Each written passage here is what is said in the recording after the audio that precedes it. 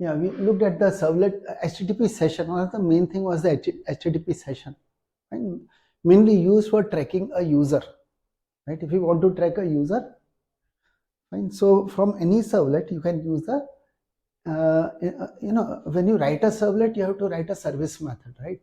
And in service method, we have the two parameters: HTTP servlet request and HTTP servlet response. Okay, fine. Either you are writing service method or one of those do methods: do get, do post, right? So anyway, so the parameter which is the HTTP servlet request, right, that has a method called get session, and where we get a HTTP session object. Okay, and that is what is used for managing the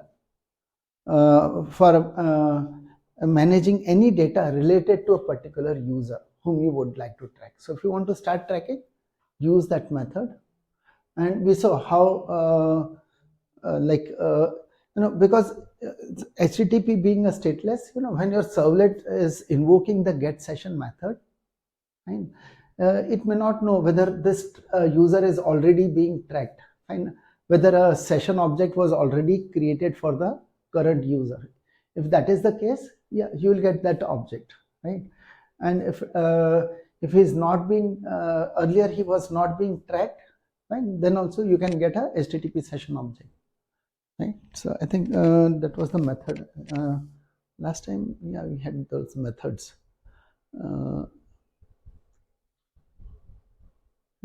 Get session method without parameter, right? Default is true, so you should say true normally, right? But anyway, if you use without parameter, get session on HTTP servlet request, so that should give you a HTTP session object. Okay, and then last time I think we also saw from the API, fine, the methods which are available in HTTP servlet HTTP session. Okay, you can invalidate the session, fine. So if you are done with, you just don't want to remember anything which was there for this client anymore, fine, that session can be closed. Okay, fine. So that can be closed by using invalidate, fine. Always your session objects are having a max inactive interval, so you can basically, they'll time out if they are if there is no request from the client coming for a particular duration of time. Okay, fine. So any questions? Yeah, we saw some of the things from yeah, okay, and then some of the methods. Yeah, what is this HTTP session object? The three objects which we have, one is the servlet request, and HTTP servlet request is actually a servlet request only. It's a type of servlet request, so that has the capability of holding attributes. Same capability with HTTP session, and same capabilities with servlet context, right? And we understand servlet context is for the application level, right? So these are different scope. We call them as different scopes. So there is a request scope, there's a session scope, and there's a context scope. Okay, so three different scopes that we have seen. Okay, later when we look at the JSP, we'll come across one more scope which is related to the JSP page itself. Okay, so that will be a smaller scope. Okay, fine. So yeah, any questions you have from the notes which we have done so far earlier? Okay.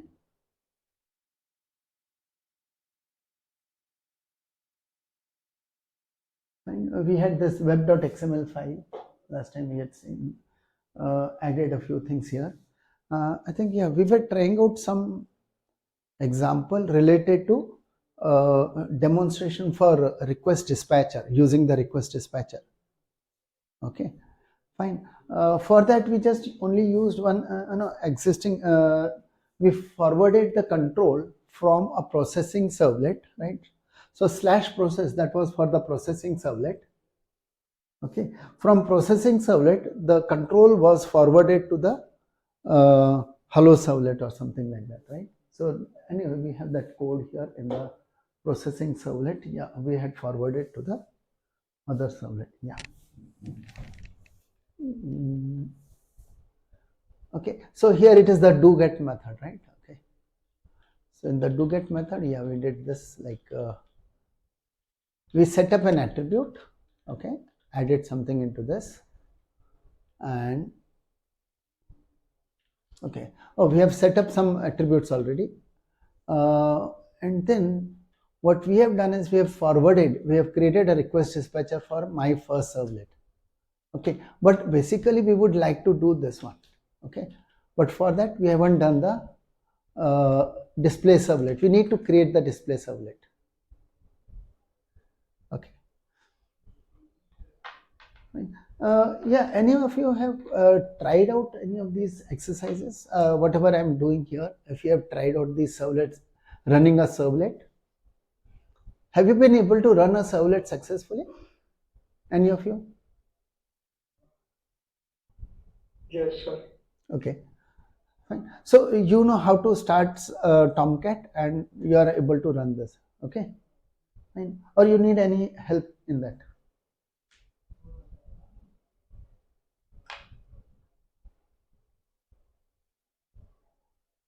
Any help is needed in running a servlet for anyone? No, sir. Okay. Sir, with IT is preferable for the server, Eclipse or NetBeans? I think we would prefer Eclipse. I'm not sure what you are using currently. Which ID you are using? NetBeans, sir. NetBeans. Acha. Mm-hmm. Okay. See, I don't know. NetBeans is not being used in the industry, and Eclipse is used. Another one which you may use, but only thing for servlet thing, it is not freely available. Otherwise, for normal Java things, the ID is this IntelliJ IDEA. They have a community edition, but that would not support servlet straight away. Okay, there will be a lot of add-ons that you'll have to add and other things to make it work for servlets. Otherwise, yeah, IntelliJ IDEA is also a good IDE. It's actually one of the ones, that's a preferred one basically. Okay, fine. Most preferred is the IntelliJ IDEA. Yeah. Eclipse is only supported the Jakarta.jo भी सहूलियत है वो और Java उसमें difference क्या है sir? Acha, it's okay. You are using which version of servlet? It depends on that. So you should use, see, on Eclipse, the server which you set up, don't set up server Tomcat 11 or something. Okay, go up to Tomcat 9. Fine, don't go beyond Tomcat 9. Okay, so if you set up Tomcat 9, then it should be fine. It would be javax.servlet. Okay, sir. Okay. And anyone has tried the way like without the IDs? No. Yes, sir. Okay. So it works for you? Yeah. But sir, Java में नहीं चल रहा था, Jakarta ही डालना पड़ा. Then it is the Tomcat version.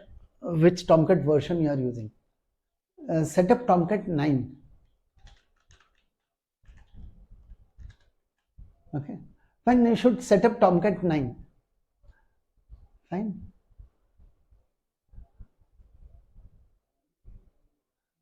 Which version of Tomcat was it that you have set up?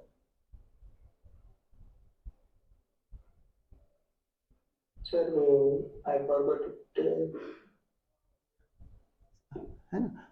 So don't go beyond Tomcat 9. Okay. So see, Tomcat 9 was fine, and after Tomcat 9, Tomcat the Apache, okay, they started their own branch, and okay, just to keep it like open source, non-proprietary. Okay, and so from that point of view, they have created this Jakarta. Okay, fine. So means sir, about Tomcat 9 only used Jakarta. Yeah, Jakarta. If you are using Tomcat 10, 11, yes, then you will be using. The difference is only in the package name. See, it's like this. If I let's look at the source code here. Only change would be here. Okay, If you are using Tomcat Yes, 10 yes. or 11, the JavaX will change to Jakarta. Jakarta. Okay. Okay, fine. So everywhere, like so instead of javax.servlet, it should be jakarta.servlet. Okay. I'm not sure, like you understand. See one thing, and let me show here. See, this is where I have installed Tomcat, right? So this is Tomcat 9 is that folder where Tomcat was installed. In this, you will have the lib folder, okay? And here you have the, so if I look at the jar files, you have the servlet api.jar. One second. Yeah, here's the servlet api.jar. Okay, fine. So this is what you should examine. Okay, even with Tomcat 10 or 11, if you examine what is there in servlet api.jar, say how do you examine a jar file? Jar minus tvf. Okay, and which is the one I'm looking at? Servlet api.jar, and then let me just pipe it to more. Okay, and so that it can give me a pause. So you can see this is javax.servlet package, right? So all the class files which are there, and they are with javax.servlet. Okay. So when we were looking at generic, here is a javax.servlet.generic servlet. So you can see that here. Okay. So this is a library that which is the implementation of the servlet specification. Okay. So this is all that javax.servlet.http, that package. Yeah. Okay. Fine. You can see how to get it. Clear? So anytime jar has to be examined, yeah, you can use this command. You can just examine what is the content of the jar file. It's actually jar file format is very much like the zip file format. Okay. Fine.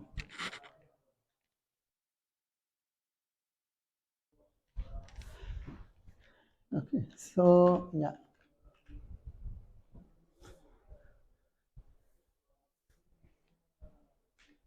Fine. So I'm not sure, like so when you use Eclipse, right?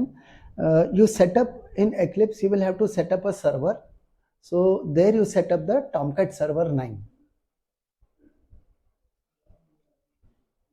Okay. Fine. Okay. Okay, and you could, another thing was the API help, which I look, I normally show you this APIs. Okay, let me open a new window. Let me show.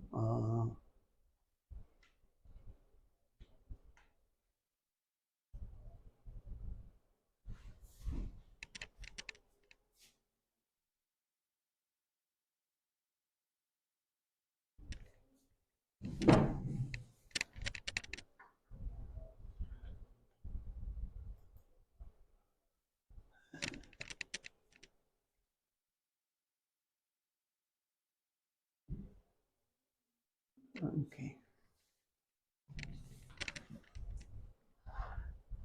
No, because with Tomcat, you could you have set up the all documentation, all docs, full docs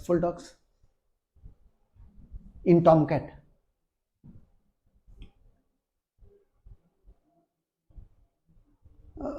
See, there was one more download which I had downloaded. Not only Tomcat, I downloaded the documentation. So if you look at the documentation here, one second.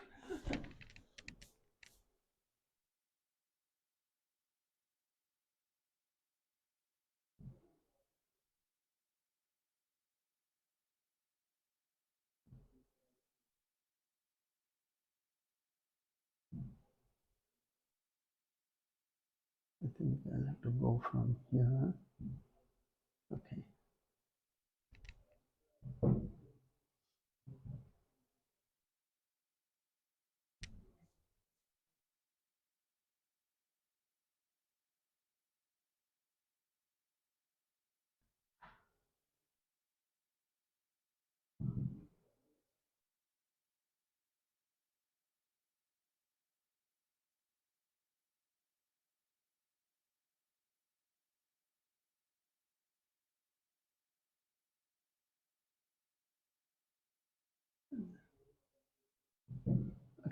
See, the place where Tomcat was installed, recollect that we have the web apps folder. Okay, by default there is a docs which comes. Okay, what I had done was I had renamed it and called it as old docs, right? And then I had downloaded a full docs.zip file or tar.gz. It was tar.gz, yeah. Okay, and then I have to extract it, and whatever was extracted, I have renamed it as docs. Okay, so this is the place where you find the full documentation. Okay, Tomcat documentation. So if it's a full Tomcat documentation, here look at that index.html file here. Okay, here's the index.html. Fine. So here is the help. Okay, so in this help, you can go to the reference section. Here's a reference. Okay, under the reference, you'll find Servlet 4.0 Java docs. So this gives us the documentation. Okay, fine. So from here, yeah, we can see. We started with servlet, the life cycle of a servlet. Okay, so if I look at the life cycle of a servlet, what are the methods in servlet? 5 methods were there, right? Servlet has, it's an interface, 5 methods. Okay, important method was a service method. Recollect this, service method. Okay, and this is the one which is regularly invoked whenever someone sends a request. Okay, so servicing a request is done by this service method. Okay, but what is being done? The service method here is actually invoking, it's not the object of servlet alone. It's not only just an implementation of servlet, but it is the HTTP servlet object which is normally created. The class is HTTP servlet, fine, where the service method overrides and invokes the other service method. So if we, I think we can go back and look at the HTTP servlet class. Okay, fine, that's the one which is normally used. So javax.servlet.http package. Okay, here you'll have the this is interface summary. Let's look at the classes. Okay. So in the class you will have the class called HTTP servlet. Okay, so HTTP servlet, again, if you look at the methods here, right, we have that same service method, which, because this is, see, this is nothing but it extends. Okay, this extends the generic servlet class. Okay, it's an extension of generic servlet. You can see that here. Okay, yeah, it extends from the generic servlet. Okay, and generic servlet is implementation of servlet. Implements servlet and servlet config. Okay, fine. So that's how that same service method needs to be available here also. Okay, fine. Why we have this? So that same service method, we'll see how it is done. So service method, you can look at the full documentation here. Service method, you can see it's overloaded. This is the one which is from servlet interface. The second one here. Okay, and look at this. Dispatches client request to the protected service method. There's no need to override this method. Clear? So it clearly says that it is just, this is simply invoking the other service method. Let me check this. This is the one. Yeah, that's the one. And this is the protected method, which is service method, and it is having, so it is from servlet request, it is cast into HTTP servlet request and HTTP servlet response. That is what is done. Okay, so what is actually happening is, according to the servlet specifications, okay, anytime a request arrives from a client, it is supposed to have a servlet request and a servlet response objects. But these, since the protocol is already HTTP protocol on which the request is received, right, it is creating objects of type HTTP servlet request and HTTP servlet response already. Okay, these are extension of servlet request and servlet response. Fine. So HTTP servlet request, if you look at HTTP servlet request, you will see that it extends from servlet request. Super interface is servlet request.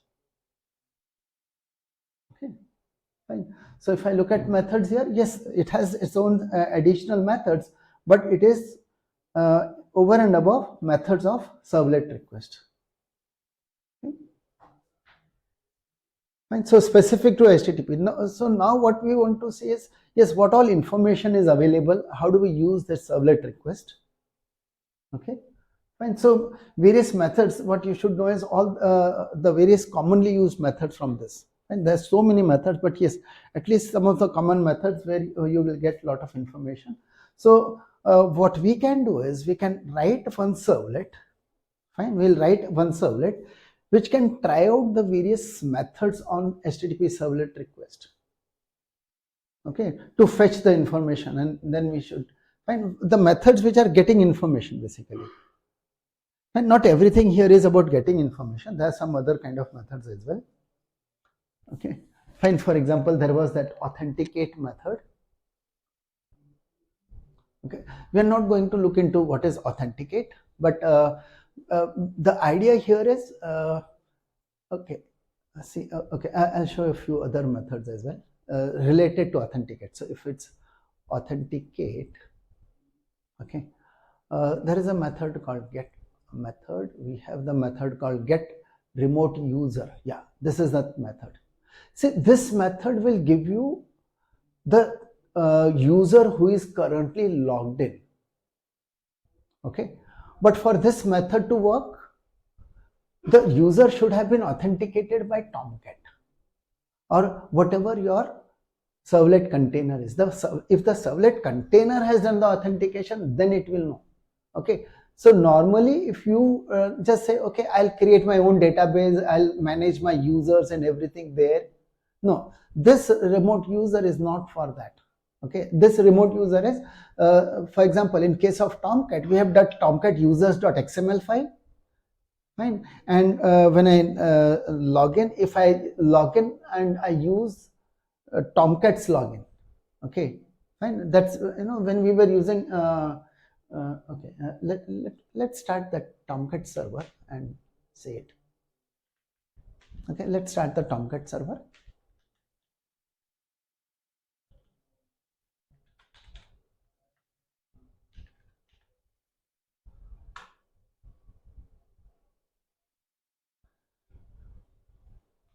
Okay, so we have started the Tomcat server. So now if you look at this Tomcat server, once we have started the Tomcat server,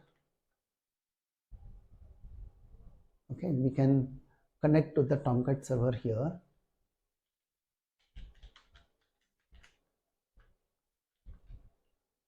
Okay, fine. Now what happens is when I say manager app, when I click on this, right, it is actually pointing to a URL, fine, which is saying manager.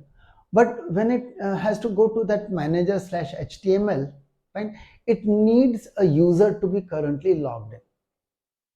Okay, so this login basically is taking place in Tomcat. Fine, it's for the Tomcat server's login. Okay. Fine. For example, here I have created one user called admin. Okay, having a password. Right. So now, now with this login, after this login is done, okay. So with this user, okay, if someone uses the method called get remote user, then he'll get admin as the username. Okay. Otherwise, if this kind of a login was not done through Tomcat, then you will be getting a null. So remember, it's not about login where you might have designed a system for login. See, you can create your own login page, you write your own servlet which will do, like in, you might maintain a table, separate database table for the users and their passwords and other things. And then you present him a login page for your application, fine, but that is different. Okay, that's not the remote user for Tomcat. Okay, so when these methods in HTTP servlet request, when it is saying I need a fine. Here we were looking at that method, get remote user. So this is the remote user who is logged in. Okay, otherwise null. So it's not about login by using your own database or something. Okay, it has to be through Tomcat. Fine. Of course, if someone looks into Tomcat, we are not going into those aspects. We even can make Tomcat to use our database tables for authentication purpose instead of the Tomcat users.xml file. By default, it uses Tomcat users.xml file, but Tomcat can be configured to use your database. Okay, but for that, yes, it will need a lot of configuration side in Tomcat. Okay, in that case, yes, this get remote user can work. Okay, and that is one of the reasons that method called authenticate is also provided for. Okay, so this authenticate, when it is done, right, so you can do this authenticate, okay, for so that it becomes a server based authentication. Okay, other kind of methods, yes, we can try out all of these kind of methods. You want to see what are all the headers.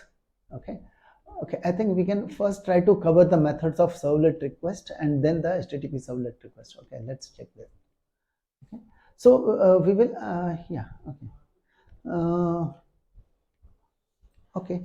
from the last time, whatever we were doing, let's go to that same code what we were doing last time. Okay, what we didn't do last time was we didn't create a displaying servlet, right? We want to first have a display servlet. Okay, let's do a display servlet. So I want to show you a concept of JSP by using servlet only. Okay, so fine. So for that reason, let's see, try something here. Okay, here is a okay. So we need one display servlet also. Okay, let's so we need to have a class for that. Okay, last time one more class was done was hello servlet new. Okay, we can take it just as one yeah, this was created by extending from HTTP servlet because that's how most servlets would be written. Okay, extend from this. Okay, you may not be using the get yeah, here we have used the do get method, so that's good. Okay, fine. So let's update, let's save this as display servlet and then we'll update and make it, let's check this. Yeah, yes. Have we saved the display servlet? No.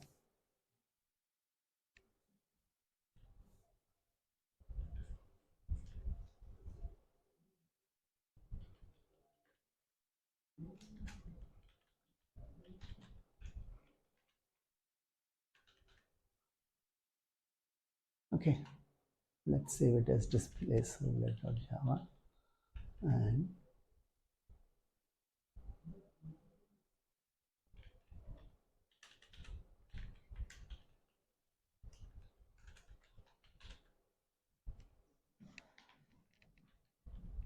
okay, I'll leave the other things and you can straight away move into the do get part. Okay, so in do get, yes, we have received a request object. Let's now try using the request object here. So yeah, first thing is context. We have managed a context by using get servlet context. Let me also use a servlet config. Okay, here instead of context I'll use a different name. Let me call it as application. I'll let you know the reason. It's just a variable name, so fine, we're just calling it as application because it refers to our web application. Clear? Context corresponds to a web application, so I'm putting it this way. Config can be obtained by using the get servlet. Okay, Fine, these two objects are anyway going to be available to any service method, and they are available in the doGet method now. Fine, these objects, servlet context object, servlet config object. Okay, greeting, we don't want to do anything with this or this now.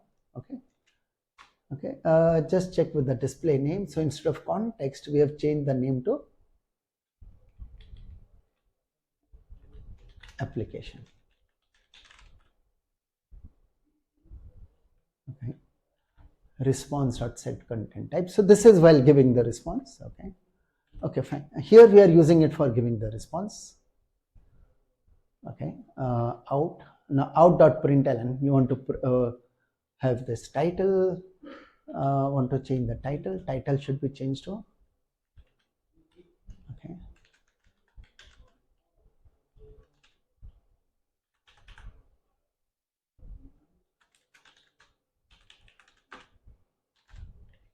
okay, let's give the title as display servlet. Our heading, yeah, what is the heading you would like to give? H1, and maybe, okay, we don't want to use anything like that. Greeting, hello world. Okay, this is the, okay, it's a display page. H2 is saying, okay, H2, H3, yeah, we can remove that. Okay, let's,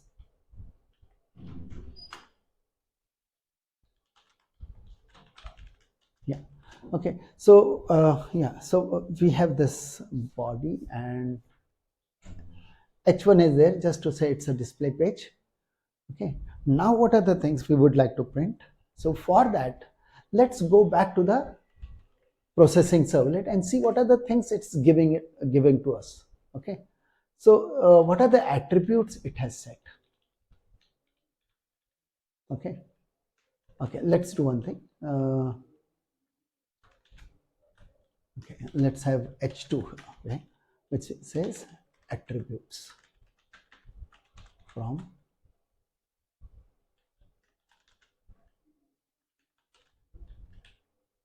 attributes.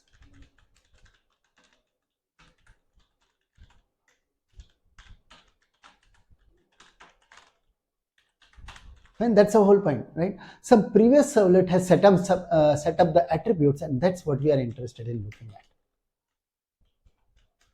Okay, so a servlet, processing servlet has done some processing, has set up attributes, and let's see what are all, how do we display all those attributes. Okay, so attribute name and its corresponding value. Okay, want to put it in that manner. So how do we put it in that manner? We'll have to put all that out.println. Okay, now you would like to go for a table. Fine, we can have a table, a tabular display giving the attribute name and the corresponding value. Okay, fine, so 2 columns. Yeah, you know about the table tag, HTML tag, table. Yeah, how would you create a table? Table and slash table, right? Okay, let me put the end tag also.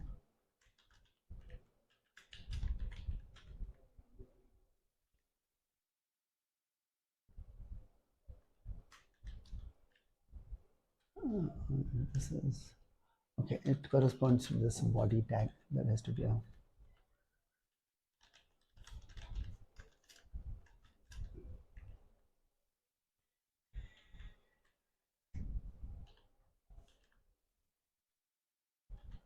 yeah. In between, yeah, how do you print the table now? All the attributes in request.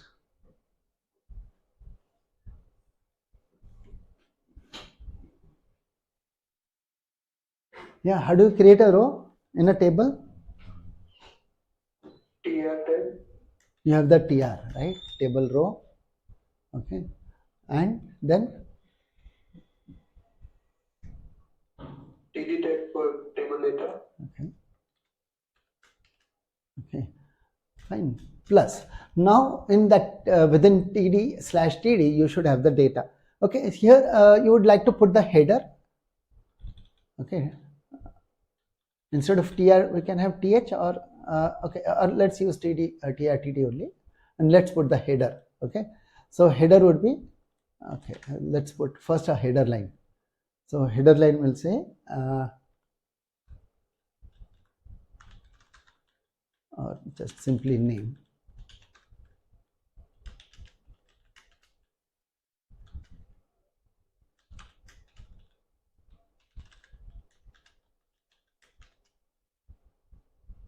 Okay.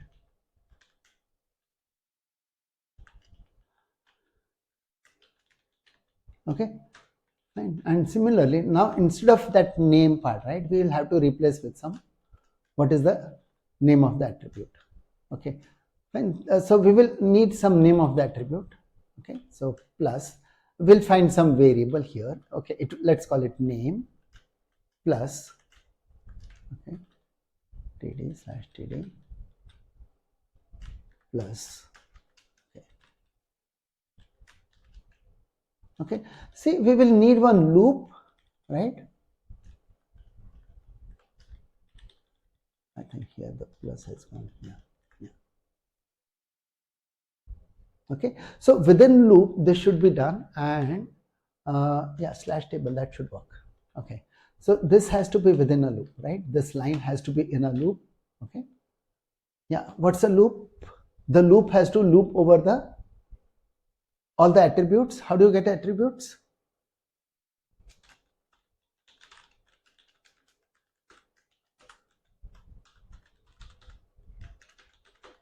Attribute names equal to, yeah, it is a request dot get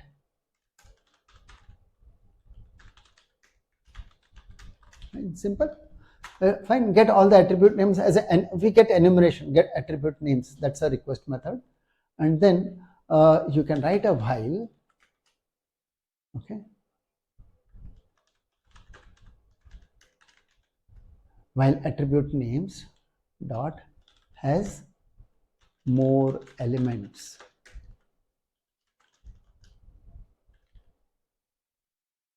Okay, fine. While that is the case, here will be the end of the while loop. This will be inside, and within the while loop, yeah, string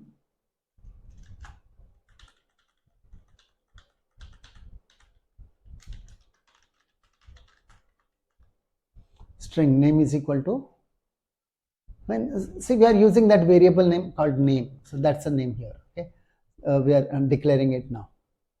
Name is equal to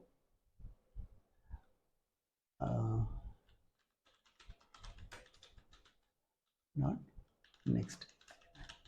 Okay, so this is, I'm just showing you method how to use a enumeration. Okay, this is method for using enumeration, right? Has more elements and next element. These are the methods by which you will fetch members of an enumeration.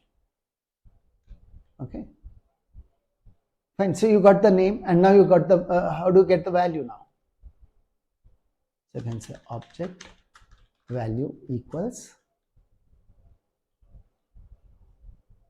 request dot get attribute. Parameter will be name.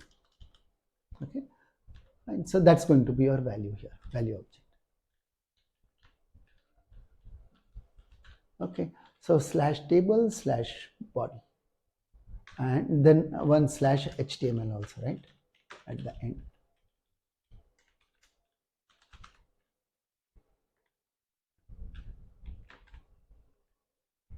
Okay, so what we are doing is simple. Okay, it's nothing but from the previous one. This is the processing servlet. Processing servlet is fetching the init parameters, servlet's init parameters, right? Okay, setting it up as an attribute. Let's see how the attributes are shown. Okay, fine. So it has done this attribute, right?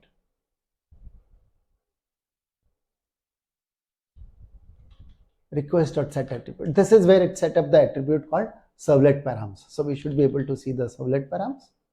Okay. It has also set up the attribute for context params. Okay, request dispatcher equal to. Okay, so only two things currently. There are two attributes. Let's see what are all the things that come out. Okay, so we can try this now, right? Let's compile and try this code.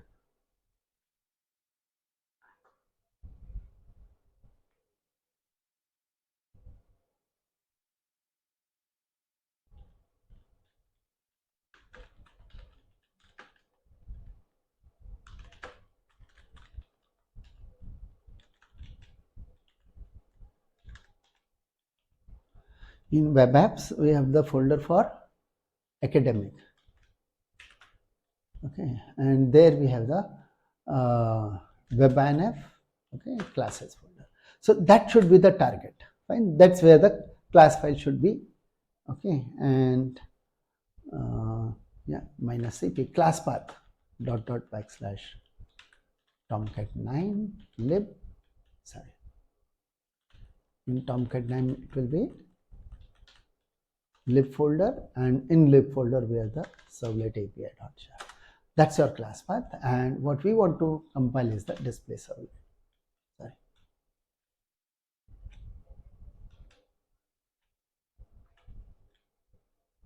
Okay, I think we have it in a folder.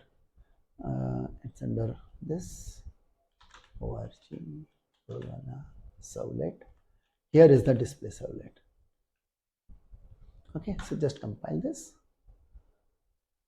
Okay, enumeration, that import is missing for enumeration. Oh, spelling mistake it seems.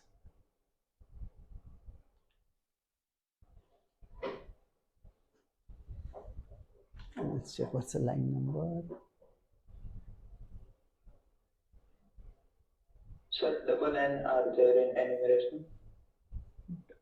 Double N, sir. ENUMERATION.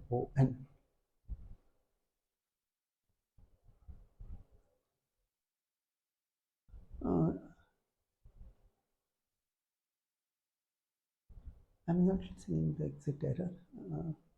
Where is the double N? No.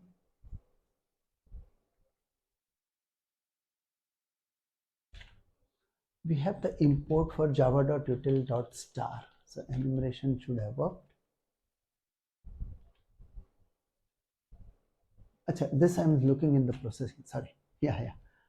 It must have been here. Achha, in this, do we have the import? Or we don't have the import here, right?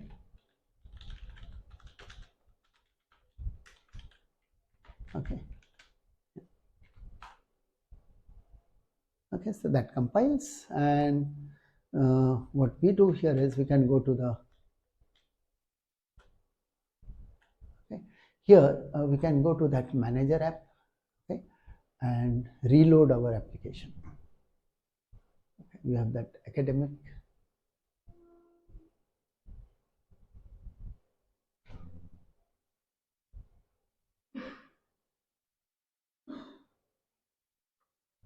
Okay.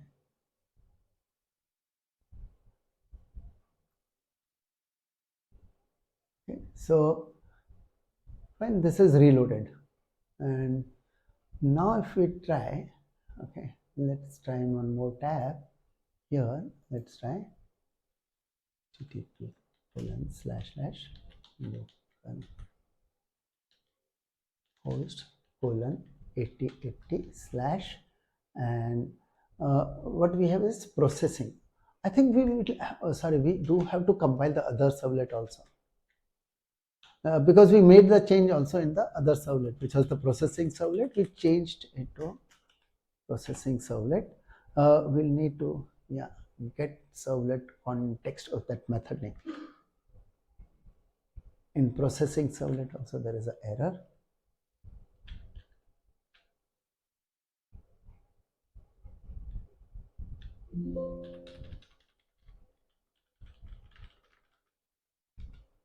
Sorry. Okay, this is the method.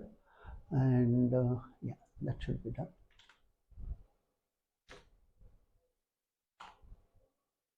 Okay, so we have compiled both, and now we need to reload again. Yeah, we'll need to reload, and since we have made the change. One more thing before I reload, let's check the web.xml. Here we have used the display servlet, right? That's the name we have used, so that must appear here. Okay, we need to make one entry for the display servlet, right? We have created an entry for a servlet entry for the hello servlet is there, right?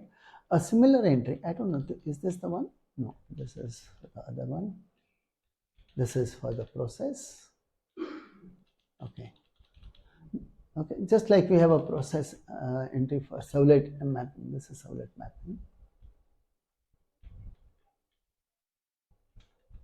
Map processing. Yeah. Okay. And just like processing servlet, we will also have an entry for displaying servlet. Okay, let's call it the display servlet. Right? It's a display servlet, and acha, name. Oh, we'll have to give the name as. Okay. See, this name which we have to use here, right? This has to match. This matches what is used here. Okay, it has to be this one. Or rather, actually, when you write the code here, you should copy from the web XML, and we are doing the other way around. Okay. Anyway, fine. We don't want to recompile that code. Okay. So, display servlet. When this is the name by which the servlet has been identified, right? So making a servlet entry is asking the Tomcat to create an object of this class, okay, which is the display servlet, and remember by this particular name. Okay, so identified by this name, that's the servlet name. Okay, there is no URL pattern matching the display servlet. Fine, we haven't created a mapping. There's no servlet mapping for this. Not necessary. Okay, fine. Here we are not having a servlet mapping. We have a servlet mapping for the process. Okay, so my processing servlet, that should take me to the other. Here, there's no URL pattern which says, okay, let's go to the processing servlet. Let's go to the display servlet. Okay, fine. Display servlet is the one which is supposed to give you a display name as a header and everything. Okay, let's check this. Okay, so let's save this web XML, and now let's reload in the we'll reload in the manager app. Okay, here. Okay, academic, let's reload. Okay, and then let's use the 8080/process, and that is our URL pattern. Okay, we got a 404 /process is not available. Okay, URL pattern says /process.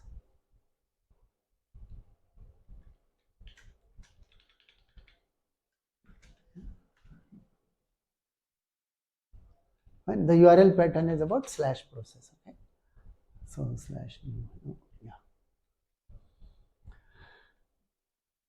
Okay, so /process. So okay, let's check one more thing here. Okay, what does manager show? Does it show there's an error here?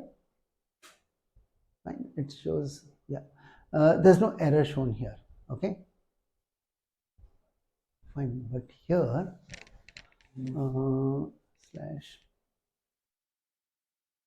/process, that okay, sorry, we have to yeah, you can see this, what's the mistake in this URL? We have forgotten the application name. Okay, academic / process, right? Okay, here it is. Okay. So context params, it has picked up, right? It says context params. What's the object? So here's the object of the map where it says context params are picked up correctly. Servlet params, they are not been shown. Anyway, do we have a servlet param at all? Have you put the servlet params? You can say context params. Display page attributes in the request from previous servlet. So previous servlet has set up an attribute. Okay, that attribute is called context params, and what it has is a map object. Fine. In braces, what it is showing is actually a map. Fine. Key equal to value. That's how it will show. So jdbc.username equal to, right, and okay, fine, comma, and then jdbc.connection URL equal to the value jdb. Fine. There's a value which is this one, right? And comma, after comma there's a jdbc.driver.classname equal to, and that's the other one. Okay, so there are 3 entries in the context params, and let's check this. Do we have these 3 entries in the context param? Okay, so that's basically showing it from the web.xml. Okay, let's check web.xml.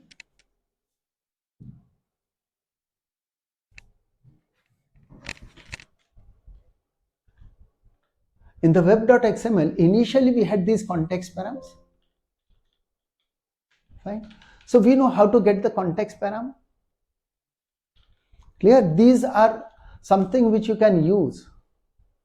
Okay. So what has been done here is these have been picked up by the processing servlet, set as an attribute, and passed to the display servlet. You display this. Okay. So display servlet has to do its own formatting and then do the displaying job. Currently, we have not done any formatting or any such thing. Fine, we are just showing the list of all the attributes which are there. Fine, we have not even identified which are a specific attribute by its name. We know the full list. Okay, and here is a servlet, my first servlet, that's not coming into picture, but we have a servlet called processing servlet. This one doesn't have any init param. Okay, that's why that servlet parameter init param list is blank. Okay. Fine. If you want, you can put up some init parameters. Okay. So here, if I add init parameters, then you'll let's say we would like to add 3-4 parameters here. Okay. So maybe it's not greeting, but it's about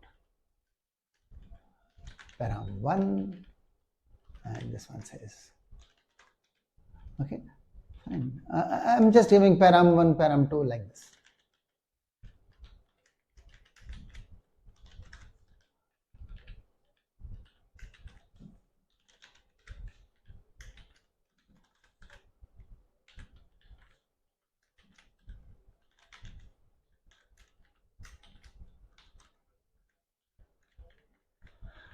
Okay.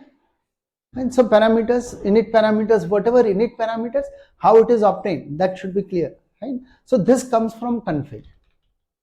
These are within the servlet, and therefore they will be available from the servlet config object. Anything between servlet and /servlet is part of servlet config. Okay. And even this name, if you want, you can ask for the name also, right? You want to know the servlet name, you can ask for the servlet name from config object, right? Servlet config, when ask this name. So whatever is the name by which this object is identified. Okay.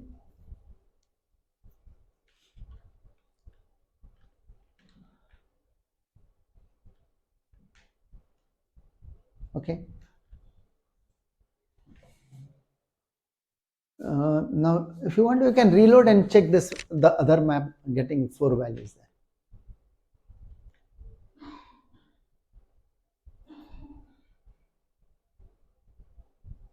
Academic, we can just reload. Okay, it's reloaded, and here, let's use this URL again. Right? So here's how you get it, right? So servlet params, right? These are nothing but your whatever you get, how you get it. So for that, look in the processing code. Okay, right? It's a processing servlet which has done the processing, set up one attribute and passed it to the display servlet.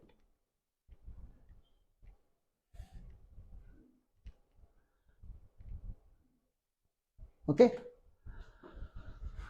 right.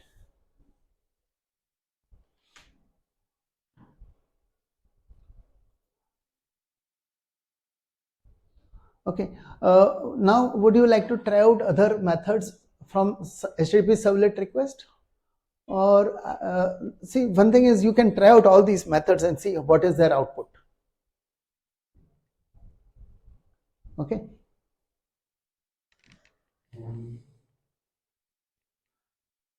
Right.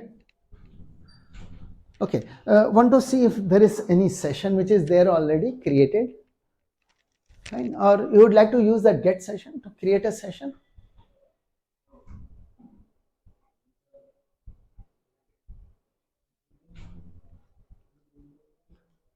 Okay.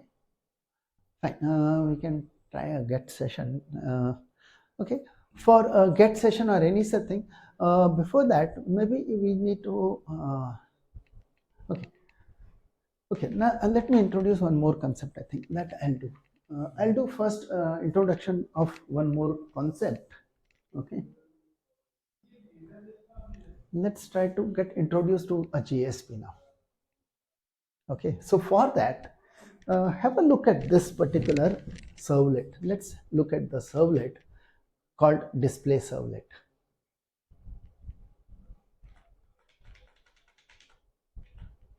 Sorry. Okay, let's see the display servlet, what we have done there. Okay, so what does display servlet do basically? Extending from HTTP servlet, fine, providing its init method. Init method without any parameter doesn't do anything. Destroy method not doing anything, fine. It's a do get method, or maybe instead of do get, even if I had written this as a service method, that should have been okay, right? Okay, so it's like if I override the service method, in the service method I'm interested in these objects. Okay, fine. One object for the servlet context, one object for servlet config, fine. And whenever I want to give an output, I just write okay, create one object of print writer, and whenever I want to give an output, out.println, and in double quotes I'm writing HTML. See, this entire thing is about out.println writing some HTML, out.println writing some HTML. Okay, fine. So it's a very quite a mechanical kind of a job. I have an HTML and I want a servlet which should put that HTML in its output. Of course, within this HTML, there are certain places where I have got some kind of variables. There are a few things which are variables, right? This is an HTML, but it has a variable like this. Okay, name, value, these are variables. Otherwise, it's an HTML, right? This thing is an HTML. A repeat of this HTML coming a number of times, right? Okay. Oh, again, this out.println double quotes. Okay, fine. So can I have one utility? Fine. So where it's like there's a job of see, one is a programmer who knows how to write a servlet, but other side we have a web page designer. He knows a lot of good HTML and everything, JavaScript. He writes .html files perfectly. Okay, someone is able to manage and create real good designs, web page designs in HTML. Okay, so as a programmer, what I would think is, okay, if someone gives me an HTML, can I write a code, a utility, which will convert that HTML into a Java code, where it will put out.println around everything. Okay, and then I can add more things to it. I can add the variable portions and other things. And then it would be much easier job. I can pass on the designing aspect to someone, right, who deals with those tags. HTML, if you see, they're full of tags. It's all about tags. See, wherever we have said out.println, we have been using basically the tags, right? These are all HTML tags. So someone who is good with dealing with tags, but may not be good with Java programming. Okay, fine. So for them, so then a programmer says, okay, you do all the tag part, okay, designing part, and as a programmer, as a Java programmer, I'll pick it up and create a utility and put everything in double quotes, out.println in double quotes, and I'll embed it within my service method. Okay, so from that point of view, they said, okay, if that is that's a good idea, right? To have someone to write only the HTML design and then using it, have a utility to convert it into Java file. Okay, so now what was done was, this idea was used, and this kind of a utility has been built within the container itself. So our web container has this facility where you can write any kind of HTML file, but don't call it as .html. Give the extension as .jsp and place it within the web application folder. So you can keep one, so we can create such a JSP file. What is JSP? You can see. What is JSP? It is simply a HTML file. A file where we use tags. Fine. A file where we are supposed to be using all kinds of tags there. Okay, with some additional things. So anything which can go in a HTML file goes in a JSP. Okay, right. I want to see how a code for a Java file gets generated from HTML, generated by the server itself. Our server will be able to generate that. Let's see. Okay, so a simple experiment. Let's create one simple, very simple file with HTML content. Okay, and of course we are supposed to remember that we don't call it as .html extension. We'll give the extension as .jsp. Okay, so simple thing would be HTML. Okay, and we have the head, title,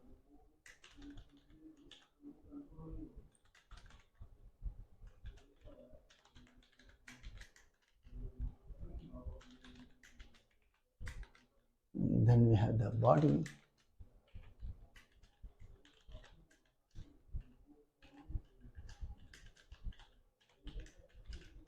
okay, within the body you want to have h1,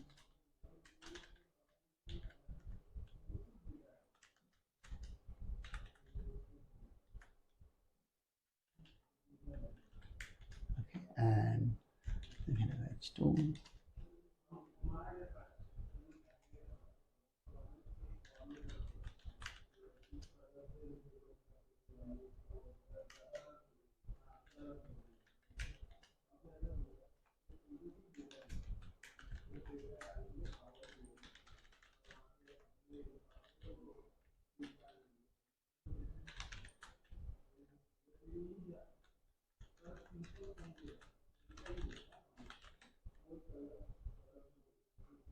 okay. Just let's save this as, okay, let's save this. So where do we save it? So for saving, we'll have to, no, it's not a Java file. Okay, so we'll not put it under SRC. We'll have to now think of going into our application. Where's our application? Web apps, right? Under web apps, we have the application folder called academic. Okay, and in academic, where do we want to put it? Okay, we want to put it here. Okay, fine. Let's call it as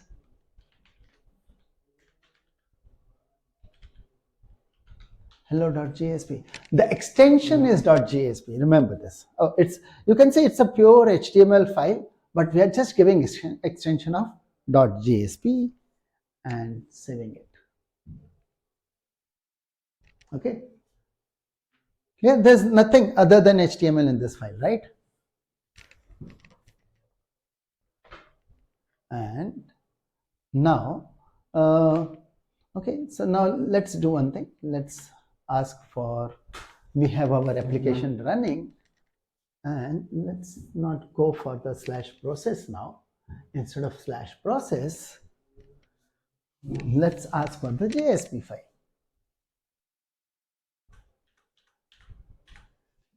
Okay, so what's the JSP file we are looking for?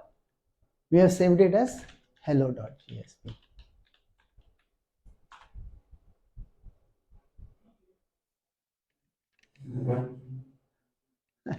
You can see it's a file. So, so what's the thing here? Like, oh, it's just it's just an HTML which has been displayed, right? Fine, it's just an HTML which is getting displayed here. Okay, we have only given, what we have done is we have only given it a extension of .jsp instead of HTML, and when we ask it to display that, yes, it's displaying. Now look at something here. Okay, let's see this, the Java code, which, see, it's not directly a JSP being shown. Understand this. It's not the JSP which is being shown here. It's basically a servlet. A JSP file is a HTML file, okay, or it's a file full of tags, and there are, so it's a file which has all kinds of HTML tags plus additional things which a JSP can contain over and above whatever goes in HTML. Okay, fine, but then it is getting converted into Java file, getting compiled into a servlet and run like a servlet. Okay, so want to see the code which has been generated for this? What's the Java code for this? Okay, let's see the Java code which has been generated. I'll show you the place where it is generated so that you know. Right, so here's the hello.jsp. Let's open. So let's open the corresponding Java file for this. So where is the corresponding Java file? So within Tomcat, okay, there is one folder called work. Okay, within work you have Catalina. Okay, fine. Within Catalina, localhost, because we use that localhost as the server. Our application is academic, and in academic we have the org Apache JSP. That's a package name, and here are, there's a class file. We don't see the class file. That's a bytecode, right? And that's a Java virtual machine code. Okay, and here is hello_jsp.java. So corresponding to hello.java, hello.jsp, it has generated a Java file which got compiled into a class file also. That's been seen. It got compiled into class file, and then the service method was called on this. Okay, let's see what it is. So here, if you look at the code, it says, fine, org.apache.jsp is the package. Fine, it is using this package. It says, okay, I have created a final class because you use the file name as hello.jsp. I have used it as hello_jsp, but it extends from, and here is a HTTP JSP base. And what is HTTP JSP base? This is a class which is in the Tomcats API. Okay, and it implements a few things. That's fine. Okay, but look at the kind of code which is generated. It has some static variables. Okay, so there are static variables, and okay, there's a set of, okay, so there are a few static variables that are fine. Okay, so certain things it needs them to be initialized, fine, but here is a, okay, there are some additional methods generated, right? So some generated methods are available. Okay, but the important part, which is the translation part, which I want to show to you here. Okay, yeah, Here are a few methods you need to understand. This is one method, underscore JSP init. Okay, there's another method called underscore JSP destroy. And there is a third method. You understand, when we write a servlet, there was a init method, this was the destroy method. Fine, init for initialization, destroy to be used at the end. And there was a regular method called the service method. And here is the corresponding underscore JSP service method with two parameters. And those two parameters are the HTTP servlet request and the HTTP servlet response. So this is nothing but when the servlet service method is invoked, right, it is invoking this particular method. Okay, fine. What you find, see, I'll explain. When you see this, that this is a class which extends from HTTP JSP base. Okay, this class says that it is extending from HTTP JSP base, but this class HTTP JSP base is extending from HTTP servlet. This is extending from HTTP servlet, this class which has been developed. Okay, fine. You want to look at the API also? Let's say in the API, if you want to look at in the API, the help part, okay, let's look at the library here. Okay, so if you want to look in the API, here we have the API for JSP as well. We saw HTTP servlet, we saw this. This is, come back to that reference page, and we have the servlet Java docs, and there is JSP 2.3 Java docs. That's the one, JSP Java 2.3 Java docs. javax.servlet.jsp, that's another package now. Okay, javax.servlet.jsp, and here in this package, HTTP JSP page, and there's a, yeah, HTTP JSP page classes. Yeah, here is the class.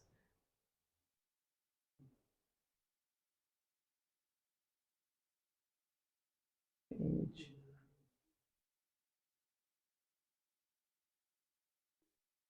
HTTP JSP page. It's an interface.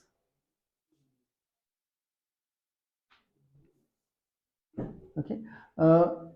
Okay, that HTTP JSP base, what was the package? I think we'll have to just check the package. Sorry.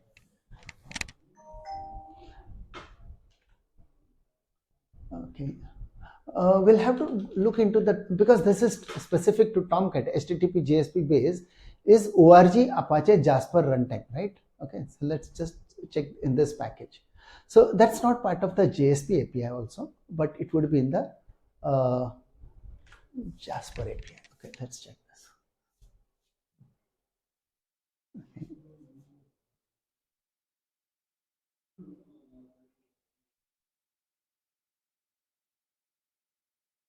Tomcat Java docs, yeah. org Apache runtime, right?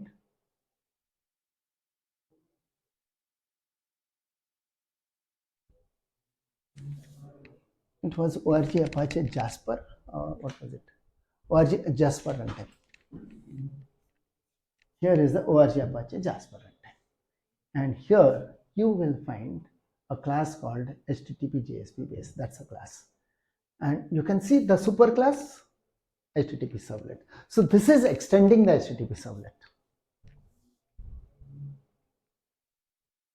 Okay, and it implements, important part, it implements HTTP JSP page, which was in the JSP API.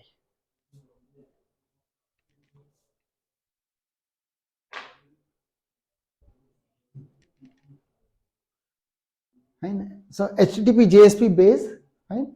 So here, see, it is extending this, and therefore it is actually, here are the methods which it has overridden. Let's check the methods which it has overridden.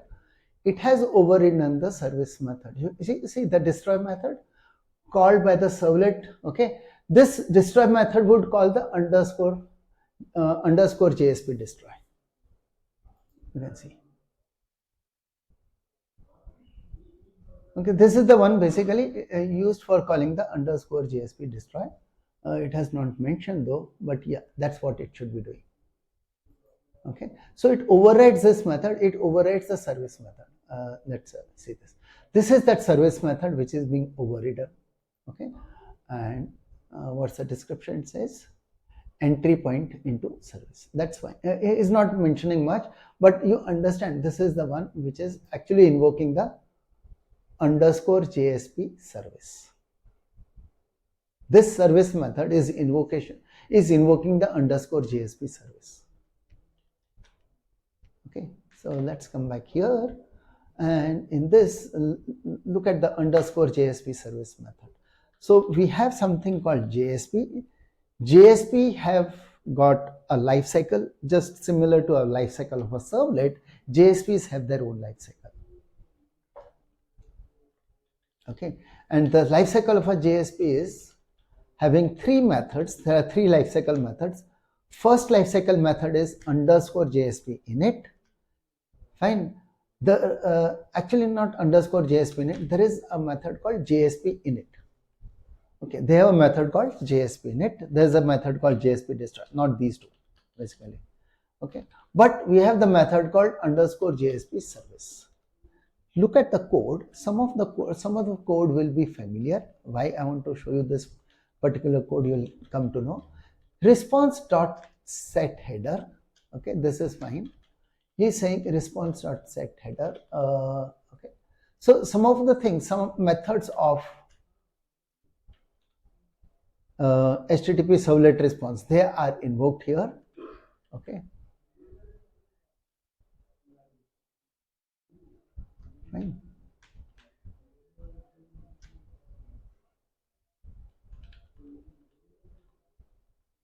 Okay, now this part is to be seen. This is important part. Here it says it is declaring variable. It is declaring a variable. Name is page context. Variable name is page context. It says we have a session variable called session. All this is in understand these are local variables of underscore JSP service. Servlet context. Why I called that thing as application? The reason is this. We call that okay, see these two variables. When we wrote that method, I put those two variables, said, oh, let's have the context object available as by name application. Let's have the servlet config object available as config. Okay, same, it's not only these two objects, but in that service method, other objects are also available.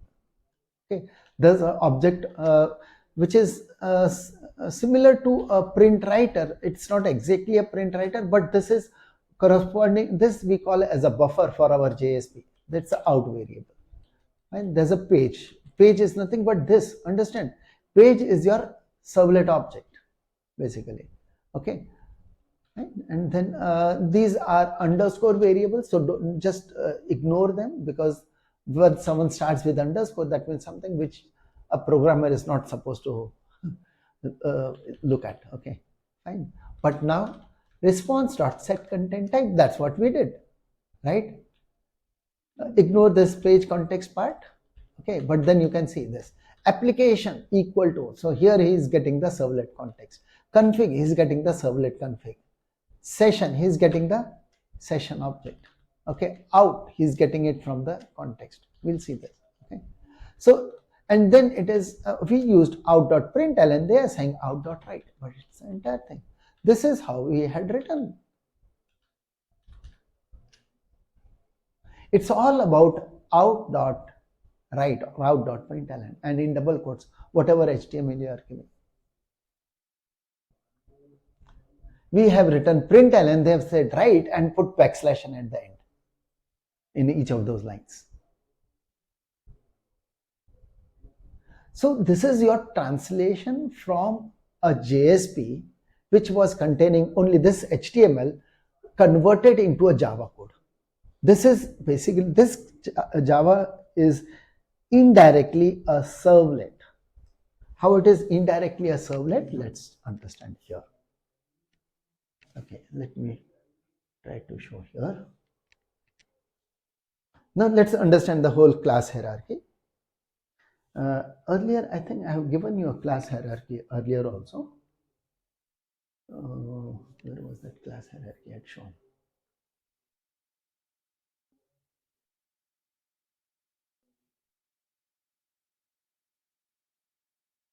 Yeah, you can see this hierarchy. We have the generic servlet class implementing servlet and servlet config, right? And below the generic servlet is the HTTP servlet class. Okay, now what comes? Okay, so now we'll continue below this. Okay, so I'll have to redraw, okay, this part. Okay, but remember this part. Okay, this much is clear. Servlet with 5 methods, servlet config has its 4 methods, right? And generic servlet was implementing these methods from both of them, plus a few additional methods. It didn't override the service method, so one method was abstract in generic servlet. Generic servlet is the abstract class. And then we had the HTTP servlet, fine, which was breaking the service method into do methods, do, get, do, post, and all of those, fine, dispatching them into those. Okay, and next stage. So let's now redraw this again. Okay, I'll draw it again.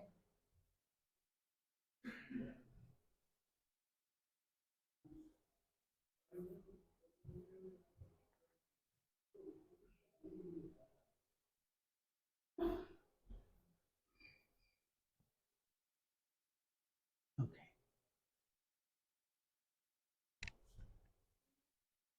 Okay, so it's like this. I'll put it here. We have the servlet, that's the interface. We have the servlet config interface.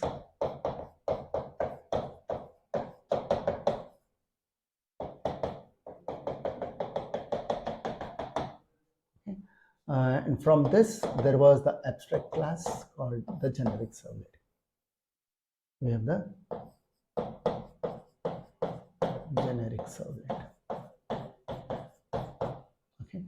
Generic servlet has a subclass called the HTTP servlet.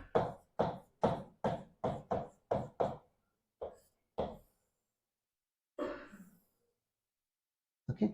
Now what happens here is, for going to JSP, basically what has been done is a separate API for JSP has been created, right? This was up to this point, right? This was part of javax.servlet package. This becomes part of javax.servlet.http package. Okay, and now below this, we have a class which will be specific to something which is specific to the basically JSP Tomcat. Fine.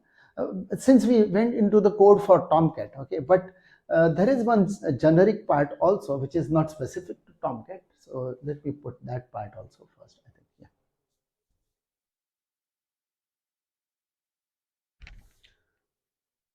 So we have an interface. Actually a couple of interfaces. There is an interface called, okay, and I think I'll show it there. Fine. Let's just look in the API also. Okay.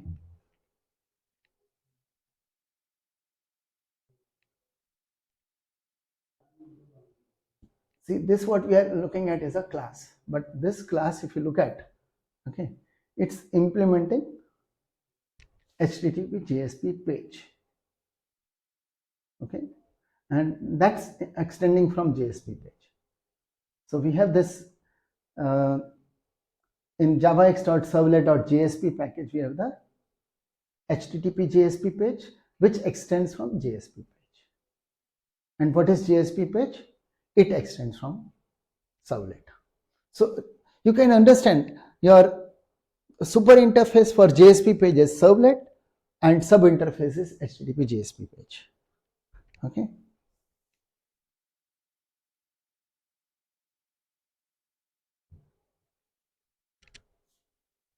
So from the point of view of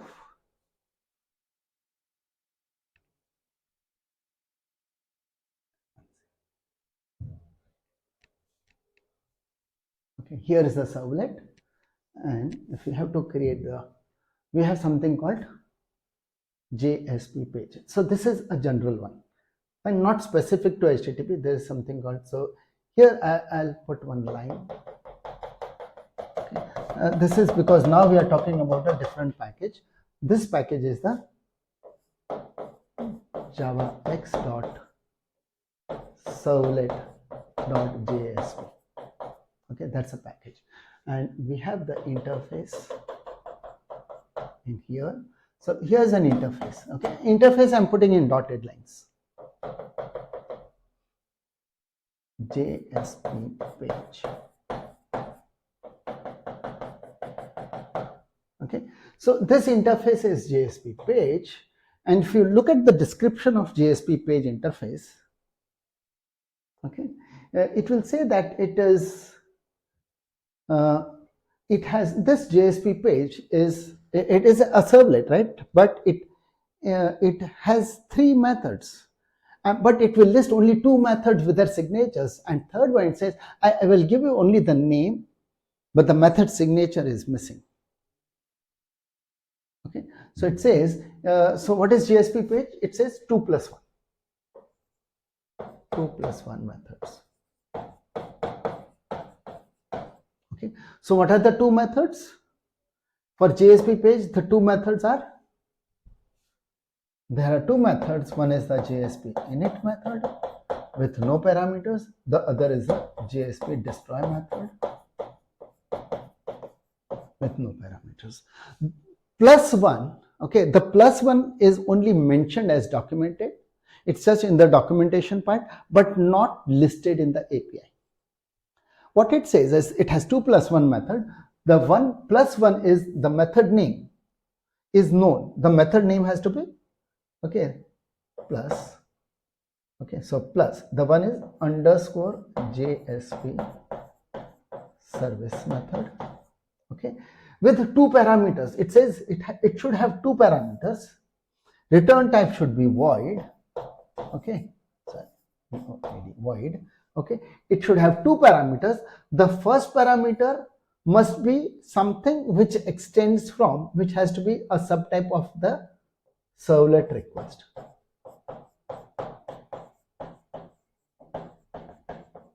The second one should be a subtype of the servlet response. So it is the request and response objects.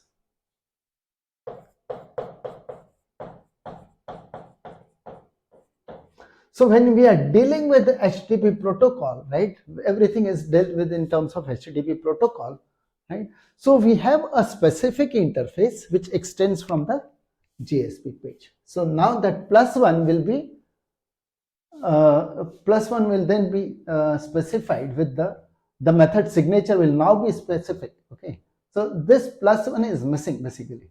It just says it's a 2 plus 1. Okay, I'll show you in the documentation. I'll show how the documentation shows you. Okay, but then the hierarchy goes like this. Here is what we have is a interface called HTTP JSP page.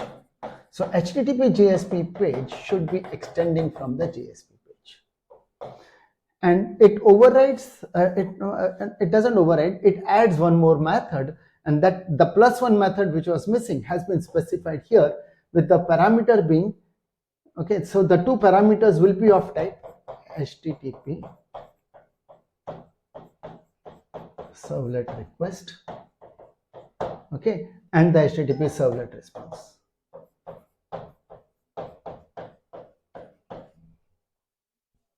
So that's how it comes, and okay, so this is what is needed.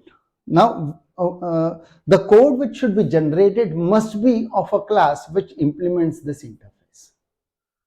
So when a JSP page is created, it must be fine. It must be something which implements the HTTP JSP page. So what has been done in case of Tomcat? It has created one subclass of the HTTP servlet, right? There is one subclass of HTTP servlet which has been created. Okay, so we have one subclass called,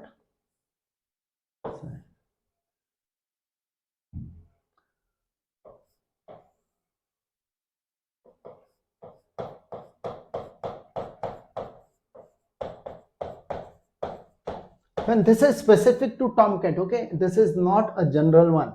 Okay, this is specific to Tomcat only. So in different place it will be different. So they have created one subclass of the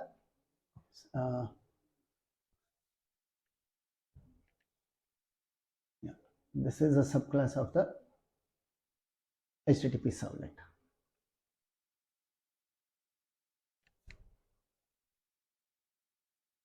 It's subclassing from this one.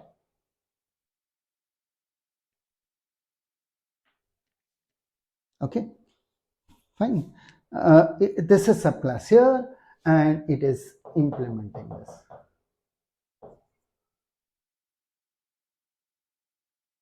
HTTP JSP base extends from HTTP servlet and implements HTTP JSP page. Okay, that's how it has been done. So when you compile any JSP file if you write, it will be created as a subclass of this one. Okay, so for example, so I'm now taking specific. So we had the hello underscore JSP, right? So hello underscore JSP was a class which was created as a subclass of this. So any JSP which you will compile will get as a subclass of HTTP JSP base, and therefore, and what this will be doing is it will be introducing, it will be whatever, you know, it has that underscore JSP service method. Okay, it generates a code for the underscore JSP service method. Okay, the service method which is here is invoking the underscore JSP service method.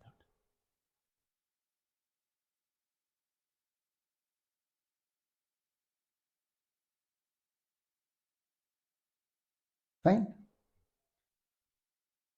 So ultimately, JSP is a servlet. What I want to show it to you is this, that any JSP is basically a servlet. Of course, we don't write it as a Java file. It's not a file to be written and then to be compiled by us. We don't compile it. The container will do its own compilation for us. Will generate the code for us basically. It generates the Java file and compiles it.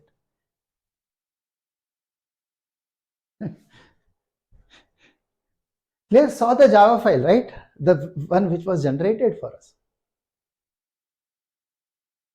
Okay.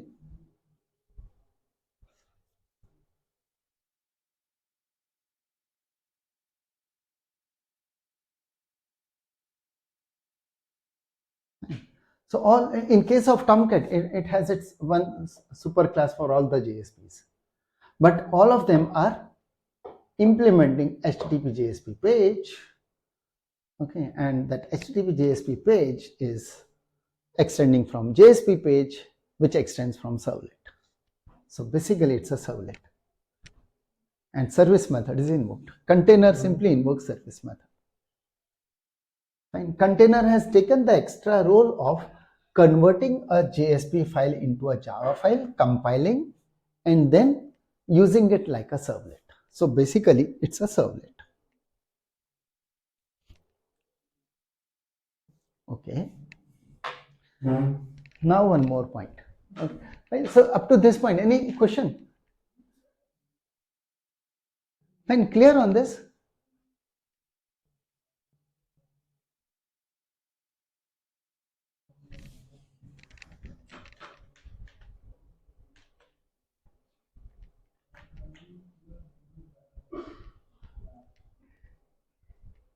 This is the translated Java file. Of course, there are lot many other things which are there, but we have certain things which are of interest to us. And see, it is having the import for javax.servlet. So these three imports are implicitly always there in any JSP which is generated for us. So when we are writing a JSP, we should be aware these three imports will be there. Because with it's like this: when you write a servlet, see how do you compare servlet and a JSP? If someone has to compare servlet and JSP, so what is servlet? Look at a servlet. This is JSP, this is servlet. So what is servlet? Servlet is like a Java file in which you are embedding HTML, right? A Java file in which you will be embedding HTML. Whereas, what is a JSP? It's a HTML in which you will be embedding some places. We'll see how we can embed. We can embed some Java code as well in this. Okay, there's a scope for embedding Java code within a JSP.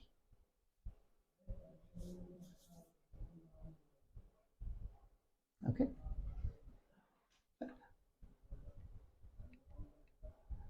Yeah. You okay? I'll show you something here. Okay. Let's say tags, and then let's see something. H3. Okay. Let's update this and see. Okay. And let me use percentage.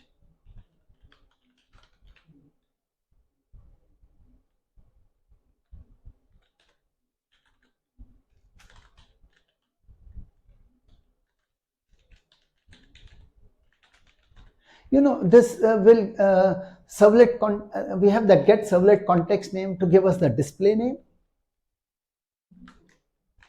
And what we have done here is we have put something like a tag. It says less than percentage, so it's a tag, right? And we just said, okay, let's do this, and then say /h3. Or before this,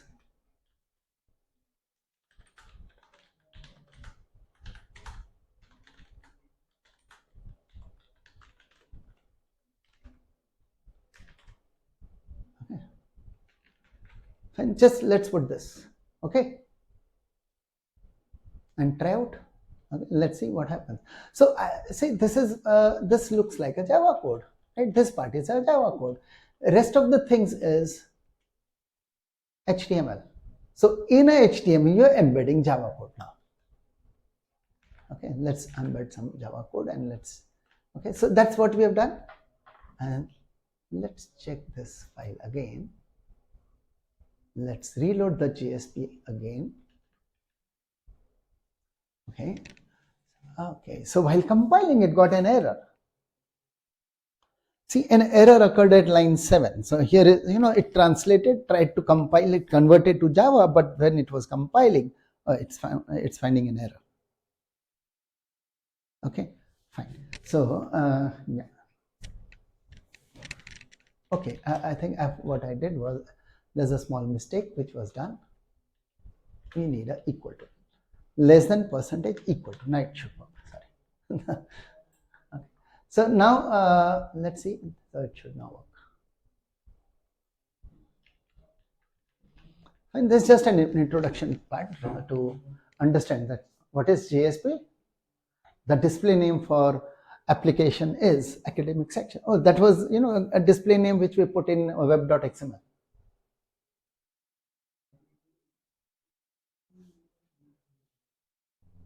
See the difference between servlet and JSP.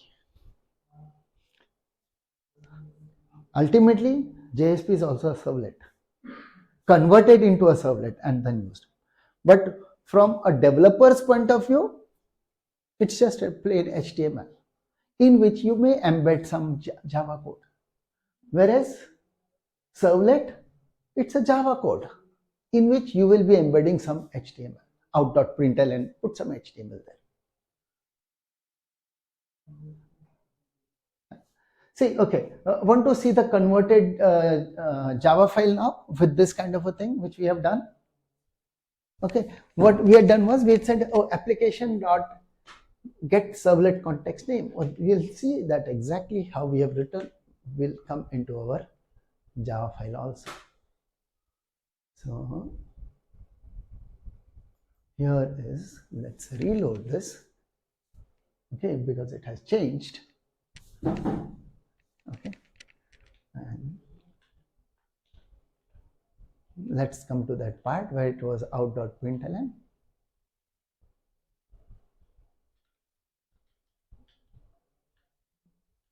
Here, so out.write, and when it came to this, it says out.print, right? out.write this much.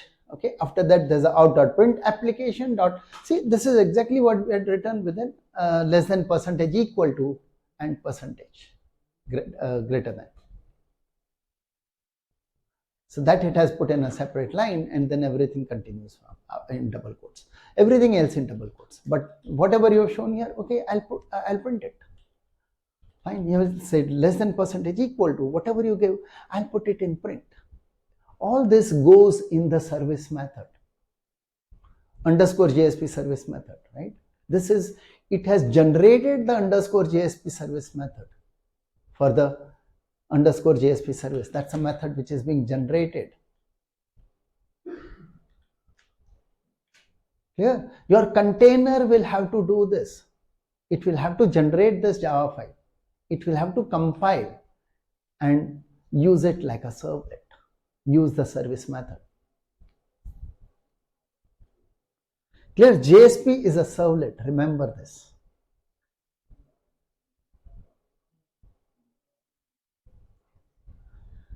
Okay, see, fine. One last quick thing which I'll give now.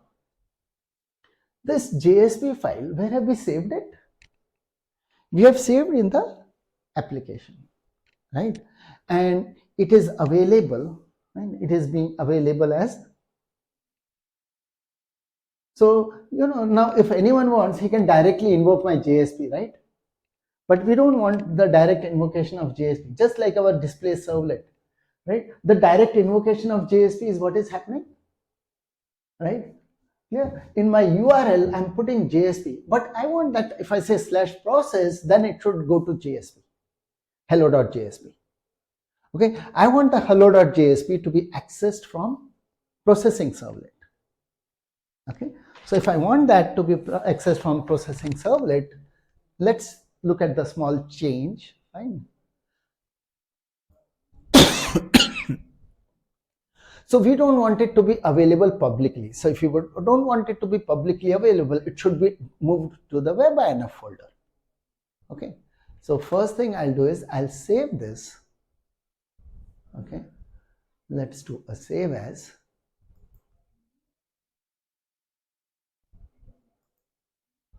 Okay. And where do we save it?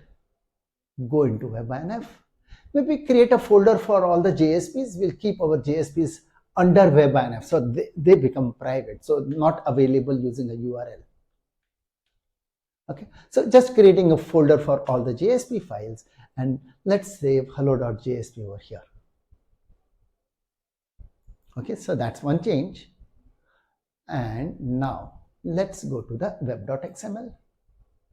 Okay, I said a JSP is a servlet, so now we will have a servlet. Let's see. So we'll make a servlet entry. We had a servlet entry for display servlet. Where's the display servlet? Okay. Just like we had a display servlet, we will have the servlet for our JSP. So here is, okay, want to call this as the display servlet, or yeah, let's change this as the, okay.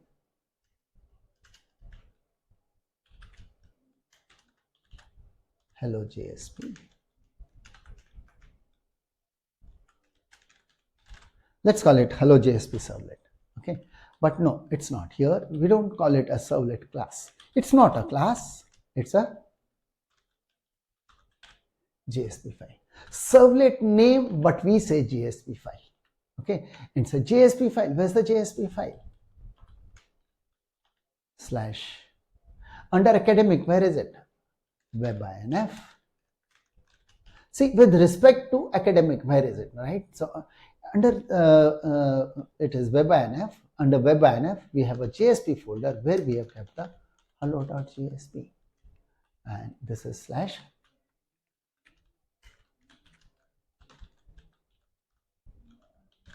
JSP file.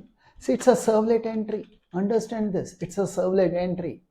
Like any other servlets, JSPs are servlet. Okay. And here I have said hello JSP servlet. That name is to be used. So I'm just updating the processing servlet to, instead of going to the display servlet, let it now show the, so I'm just making use of the same one, okay. Okay, this is a displaying servlet, here's the processing servlet. So processing servlet is not going to go here, but rather, so let me add one more, okay, I'll comment this one, and this will be, sorry, I'll have to pick it up from there, web.xml.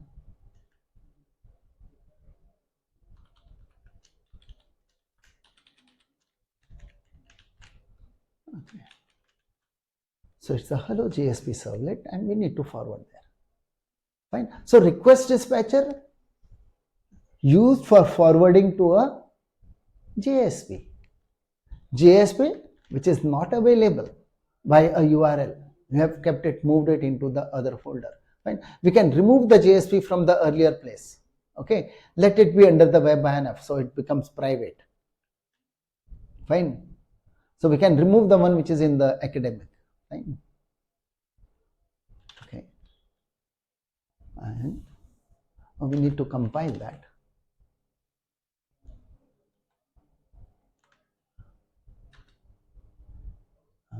This is the processing servlet.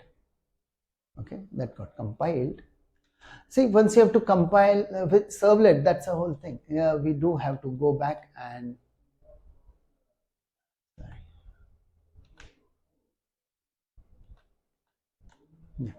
we need to go back and do a reload, right?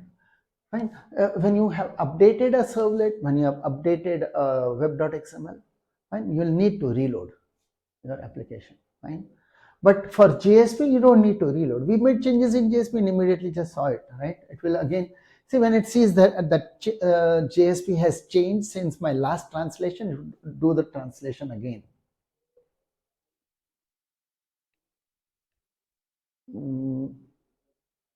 Okay, I think we have timed out here or something.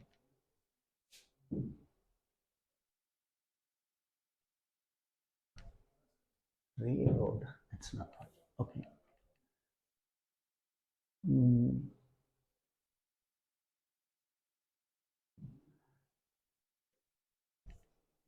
Okay, we'll restart the Tomcat server, I think.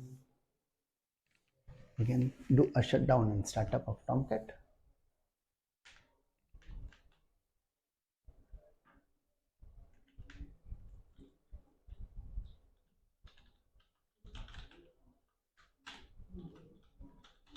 Okay, so let's do a shutdown first. Okay. And then do a startup again.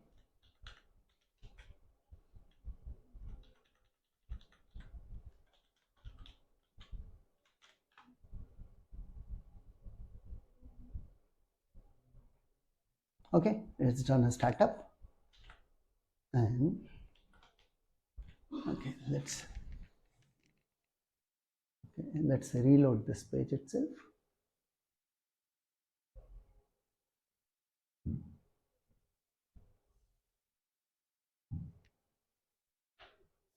Okay.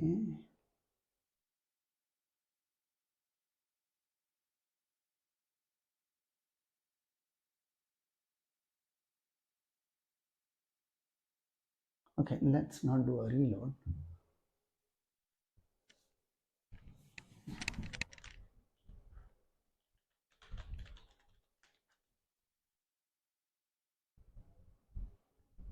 Anyway, since we have restarted, our this thing should work. Okay, here it's working now. Fine, and here, yeah, this we can reload. Anyway, it's already reloaded, so there's no point of reloading. Okay, and here we'll go and ask for the /process. Okay, we are not looking now directly at the JSP, but we are going via the processing servlet.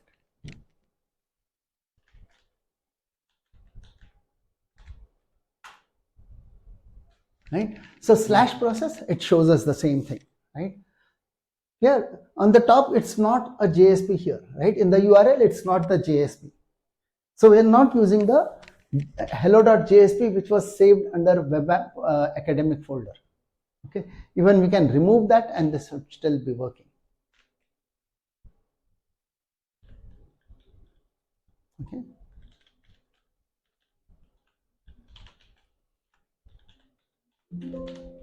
Web app academic hello.jsp. This can be removed. Okay, and that should still be working.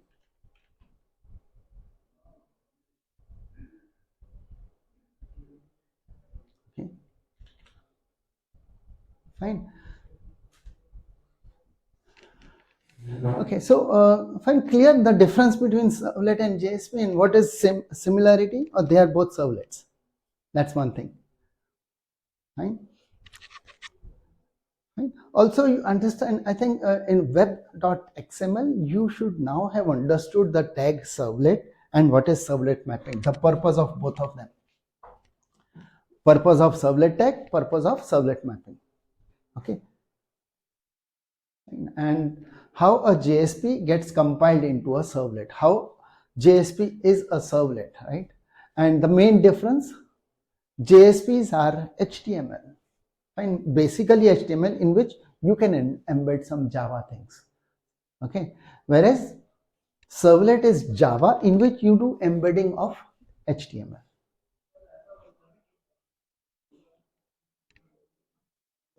Fine, clear? Fine, any questions? Yeah.